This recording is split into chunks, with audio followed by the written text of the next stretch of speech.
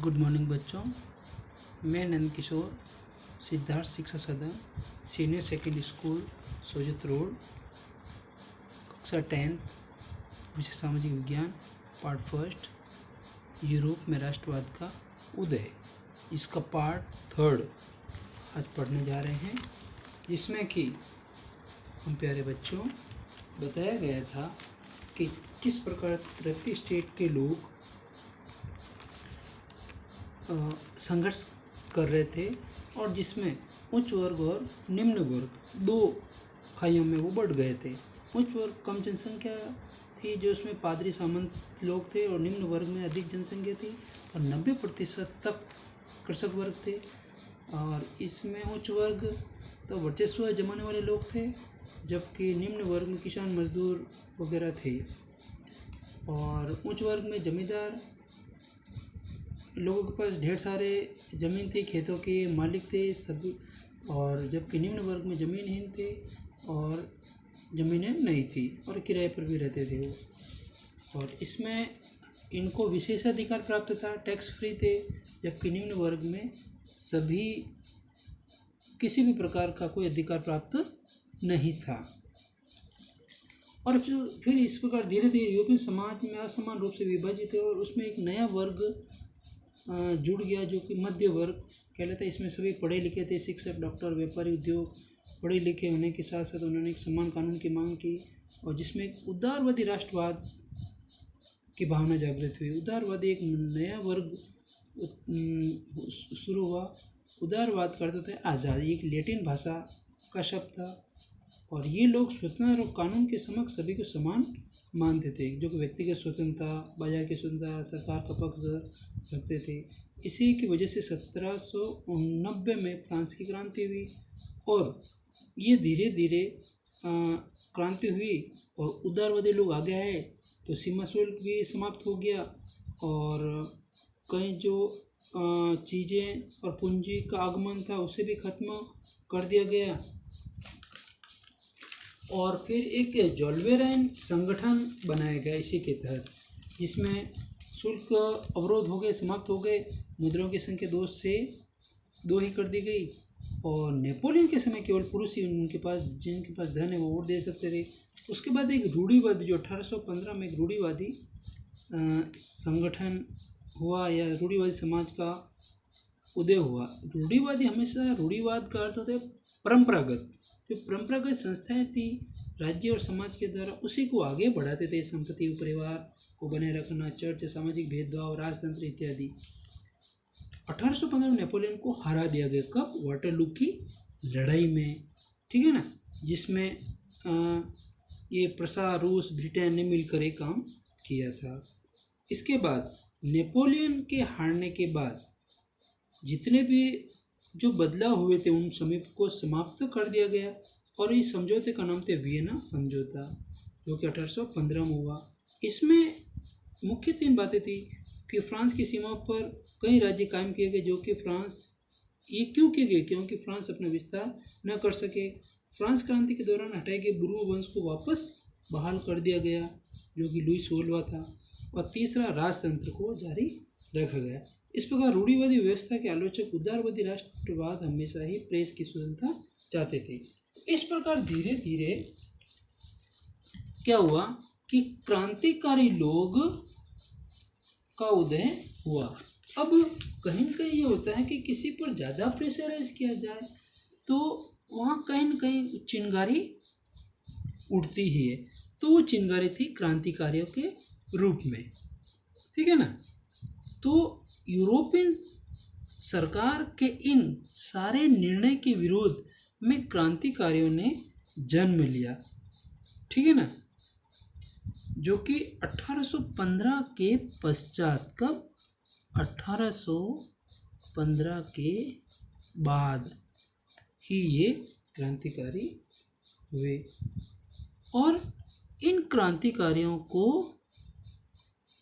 क्रांतिकारियों ने अंदर ही अंदर कुछ खुफिया समाज का निर्माण किया, जिसका गुप्त यानी खुफिया समाज का निर्माण किया गया, जिनका मुख्य मकसद लक्ष्य था कि वो राष्ट्रवाद को आगे बढ़ाएं ठीक है ना, वियना संधि का विरोध किया और शोधना के लिए लड़ाई भी शुरू की।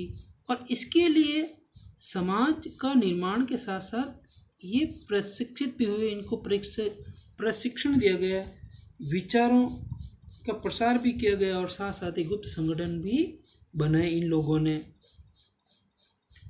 तो इस प्रकार राष्ट्रवाद को बढ़ावा दिया, वियना संधि का विरोध किया। वियना संधि को पते 1815 में हुई, जो कि राजतंत्र को इन्होंने कायम किया। इन्होंने ये जो थे फ्रांस की जो क्रांति हुई थी, फ्रांस को आगे नहीं बढ़ने के लिए उन्होंने आसपास कितने राज्य कायम कर दिए थे, ठीक है ना, और स्वतंत्रता की लड़ाई भी लड़ी। अब इसमें एक क्रांतिकारी हुआ जुत्सुफ मैसिनी, वो कहाँ का था? इटली का था, जो कि क्रांतिकारी था, जो कि कार्बोनारी के गुप्त संगठन का सदस्य था। किस संगठन का? कार्बोनारी के गुप्त संगठन का सदस्य था। जोसेफ मैसिनी एक इटालियन थे, उन्होंने अंदर ही अंदर दो गुप्त संगठन की स्थापना भी की थी। एक थी यंग इटली, जिसे मार्सेई कहते हैं, और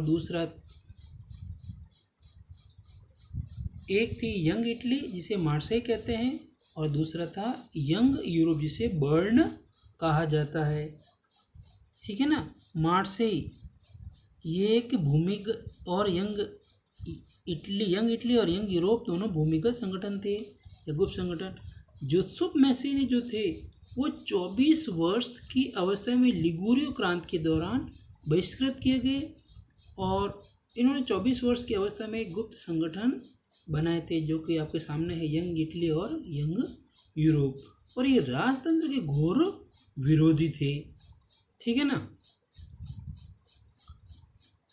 और मेटरनिक जो था उस समय सामाजिक व्यवस्था को सबसे खतरनाक दुश्मन मानता था, ठीक है ना।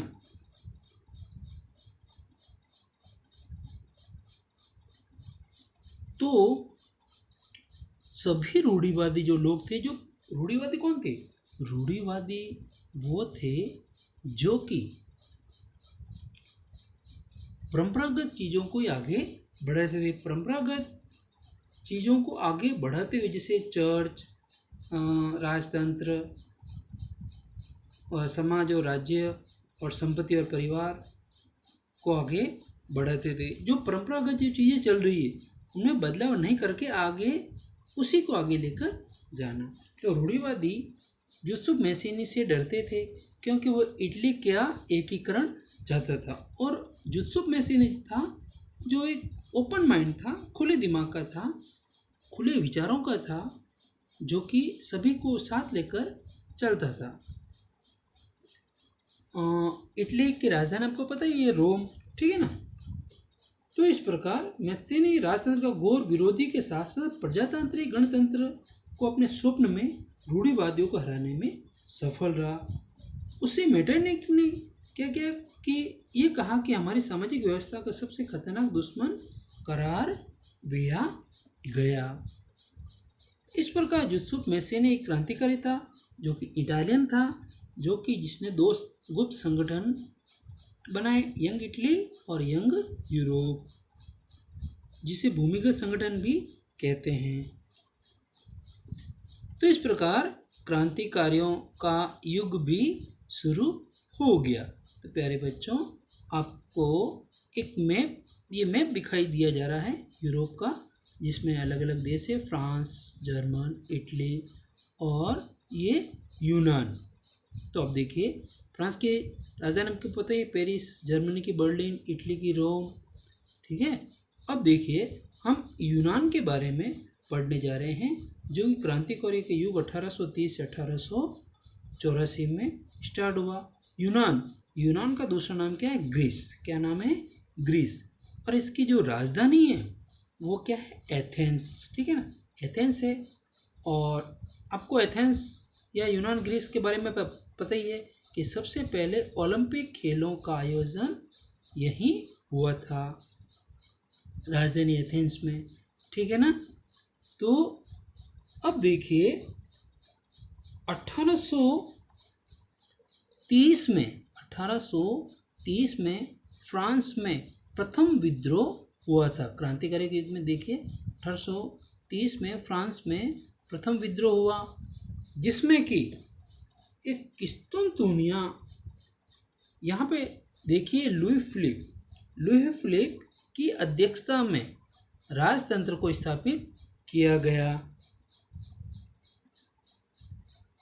जिससे कि उदारवादियों ने बुर्बो वंश जो था लुई सोलवे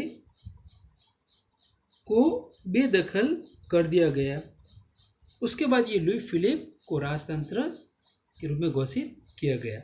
यूनान का स्वतंत्रता संग्राम, यूनान में स्वतंत्रता के लिए संघर्ष 1821 से ही प्रारंभ हो गया था। यूनानियों की लड़ाई में अनेक समूह ने मदद की, जिसमें यूनानी खुद, पश्चिमी यूरोप, कलाकारों ने, कवियों ने, सभी ने साथ दिया। तो इससे पूरे यूरोप में राष्ट्रवाद में एक भाषा, एक नस्ल, एक संस्कृति, इस सभी साथ मिलकर के ही राष्ट्रवाद की भावना कि अपना देश, अपनी संस्कृति, अपनी भाषा, अपना अस्तित्व, ये विचार बहुत ही मजबूत होने लगी और लोगों के विश्वास का केंद्र बनने लगे।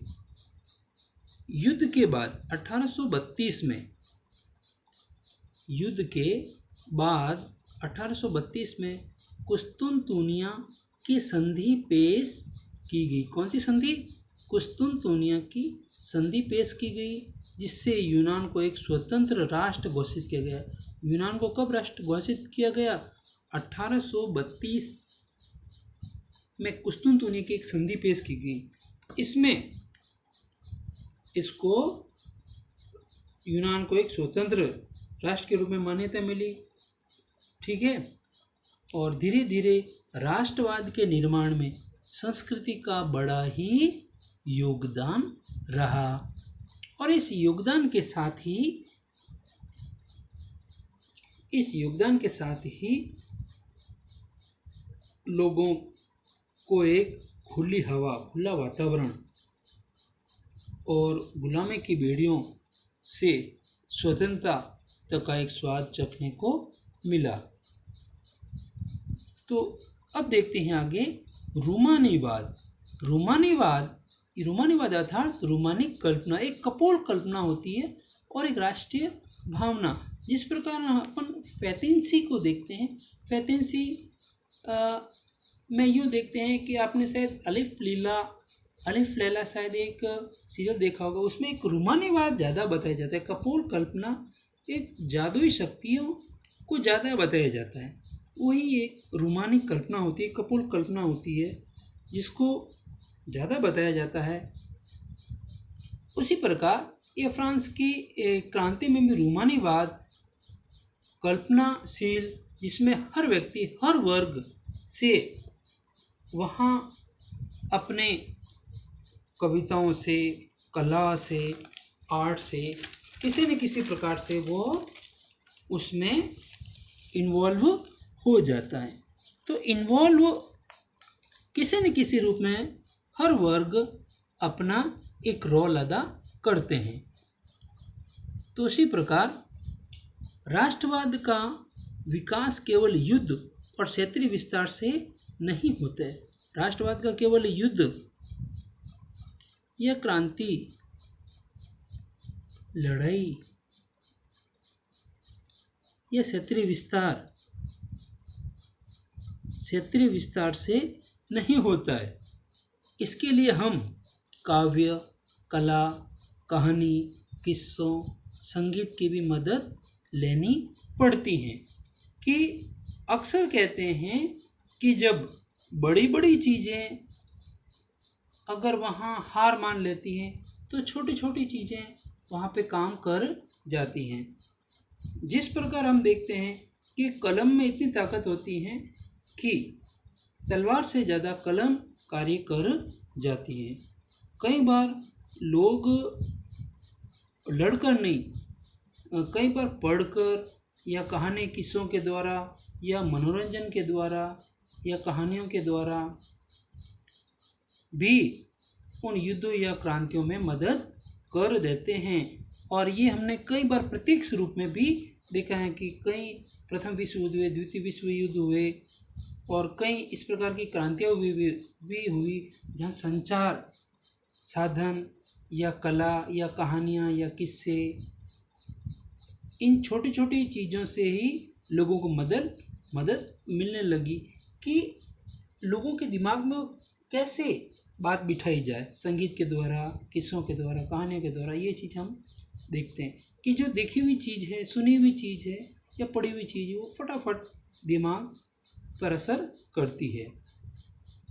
जैसे रूस में एक भाषा पोलिश का प्रयोग एक राष्ट्रवादी के रूप में किया गया। कौन सी भाषा? पोलिश का प्रयोग किया गया, जो कि राष्ट्रवादी के रूप में प्रयोग किया गया।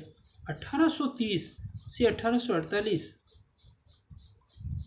की आर्थिक स्थिति कठिनाइयों में थी।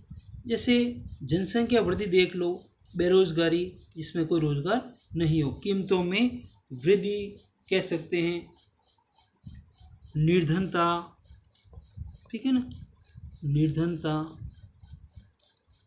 यानी कि गरीबी।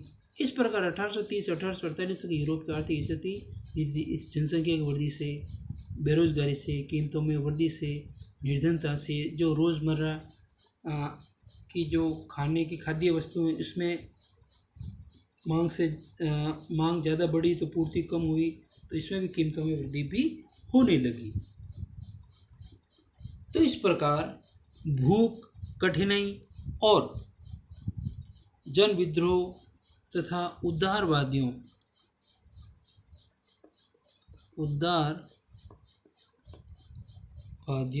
की क्रांति, ठीक है ना।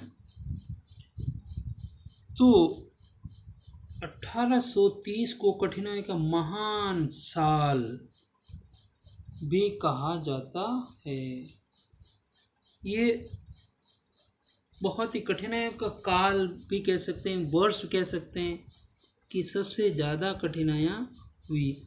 आप भी अपने घर परिवार में देखते हैं कि कहीं न कहीं कुछ न कुछ वर्ष, कुछ न कुछ महीने इस प्रकार की कठिनाई में बीतते हैं कि हम उसको कभी भूलना नहीं चाहते। हम उन चीज़ों को महसूस करते हैं कि उस समय हमारे साथ ये घटना हुई थी।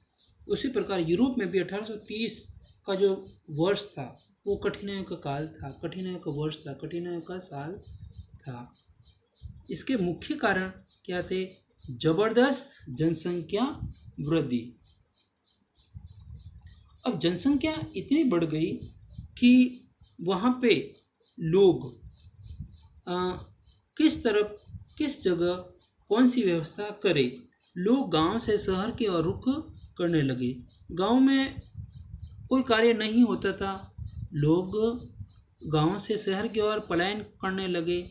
शहरों में पलायन तो करने लगे, लेकिन भूखमरी, जगह की कमी, इस प्रकार मारामारी होने लगी और लोग गांव से शहर की ओर पलायन करते करते वो काम धंधे के रूप में वहाँ भटकने लगे। बेरोजगारी में वृद्धि, रोजगार कम था और लोगों की संख्या ज़्यादा थी। जहाँ 5 लोग चाहिए, वहाँ जहाँ 5 लोगों की आवश्यकता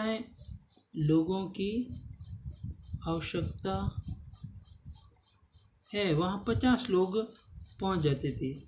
तो अब 45 वहाँ वापस उनको भेज दिया जाता था। अब वो लोग क्या करें, चोरी चकारी या इस प्रकार के करने लगे। तो बेरोजगारी में भी वृद्धि हुई, गरीबी में वृद्धि हुई। अब लोगों के पास कोई कार्य नहीं, निर्धनता बढ़ी, गरीबी होने लगी तो वो भूखमरी भी शुरू हो गई।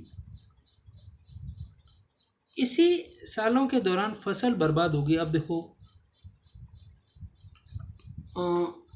फुंसी के ऊपर और ज़्यादा फोड़े होने लगे।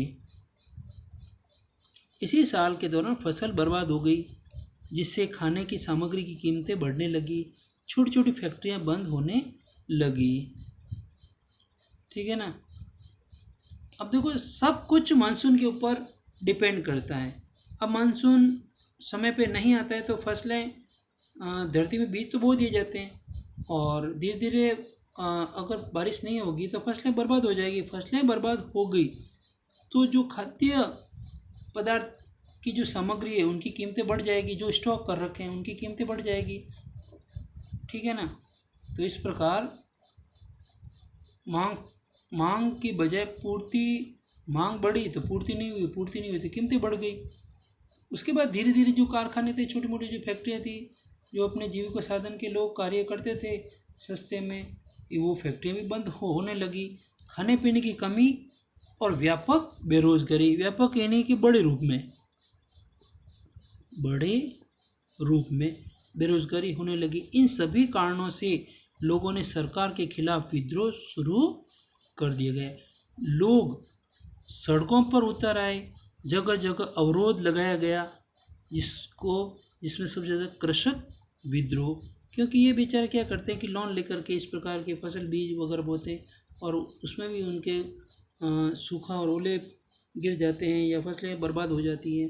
तो वो सड़कों पर उतर आए, अवरोध होने लगा, रोक टोक होने लगी, जिसे यूरोपीय सरकार को गणतंत्र राज्य घोषित कर दिया गया। गणतंत्र यानी कि प्रत्यक्ष रूप से चुनाव, और लोग अपने द्वारा ही वहाँ चुने जाते थे। प्रत्यक्ष चुनाव होने लगा। नए कानून, नई सरकार के कानून। अब आपको एक देख रहे हैं, लोगो देख रहे हैं, वोट, VOTE, वोट। ठीक है ना। वोट के द्वारा ही अपने योग्य व्यक्ति को चुनना। जिसमें देखिए नए कानून क्या थे, 21 साल से अधिक उम्र के लोगों को वोट डालने का अधिकार, सभी नागरिकों को काम के अधिकार की गारंटी दी गई, रोजगार उपलब्ध कराने के लिए कारखाने उपलब्ध करवाए गए, और इन सभी से धीरे धीरे गरीबी और बेरोजगारी कम होने लगी। जब यूरोपियन सरकार को गणतंत्र राज्य घोषित किया गया तो वोट देने का अधिकार हुआ। वोट देने के अधिकार के साथ साथ ये नए कानून बनाए गए।